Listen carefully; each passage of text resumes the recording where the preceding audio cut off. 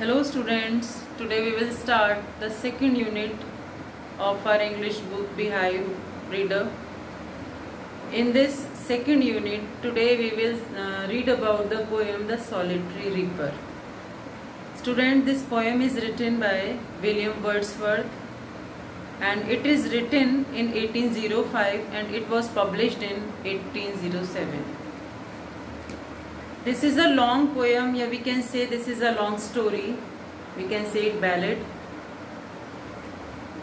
ये एक लंबी पोएम होती है, बैलेड एक लंबी पोएम कहलाती है या लंबी स्टोरी कहलाती है, जिसमें जो पोएट होता है वो जो भी सोचता है उसी को अपनी पोएम में लिखता रहता है और ये कितनी भी लंबी हो सकती है, इसकी कोई लिमिट नहीं होती है।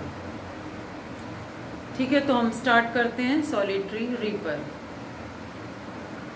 Behold her single in the field, yon solitary highlandless। यानी कि देखो, behold her यानी ध्यान से देखो उसको, कि स्कॉटलैंड के पहाड़ी क्षेत्रों की रहने वाली एक लड़की जो कि पूरे खेत में अकेली है। Reaping and singing by herself, stop her or gently pass।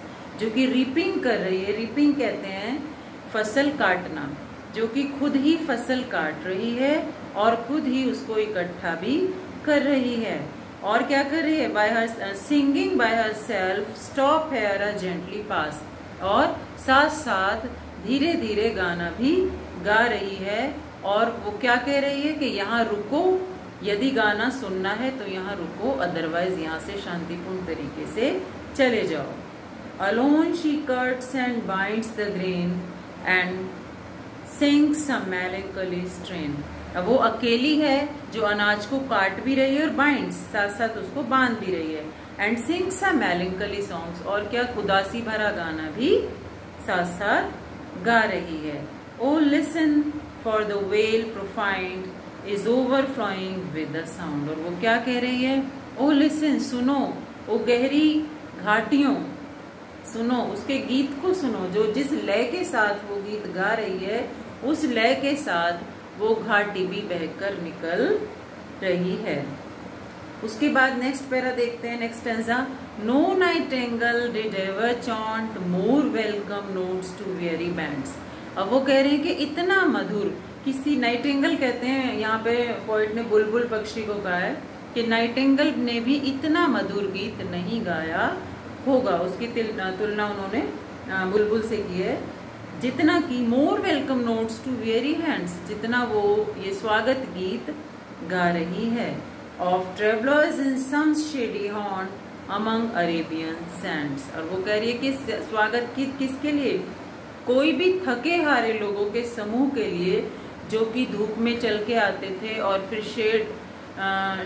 Shadow में, छाया में आकर आराम करते थे, उनके लिए भी कभी बुलबुल ने इतना सुनहरा या इतना मधुर गीत नहीं गाया होगा।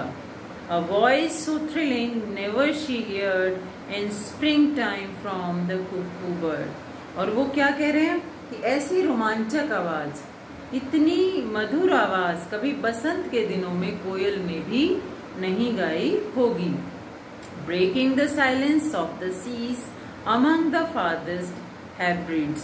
और वो कह रहे हैं कि ब्रेकिंग द साइलेंस, साइलेंस को तोड़ती हुई, सुनसान को तोड़ती हुई ऐसी आवाज जो समुद्र की द्वीपों की जो चुप्पी है उसको तोड़ती हुई एक ऐसी आवाज जो समुद्र की चुप्पी को भी भंग कर रही है, ऐसी मधुर आवाज कभी किसी ने नहीं सुनी।